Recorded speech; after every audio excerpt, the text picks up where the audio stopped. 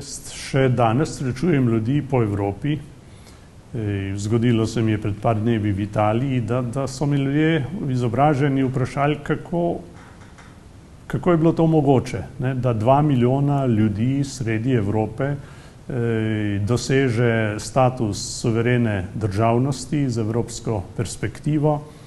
In moj odgovor je seveda že desetletja isti. Mi smo imeli cilj, s katerim smo povezali takratne pomladne politične sile.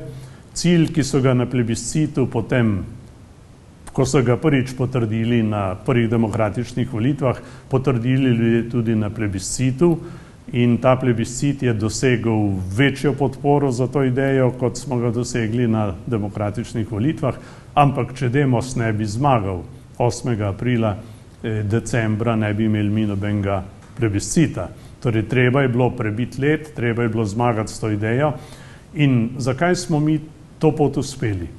Zato, ker so bile prvič v zgodovini vzpostavljene politične razmere, politični pogoji ali predpogoji za to, da smo projekt izvedli.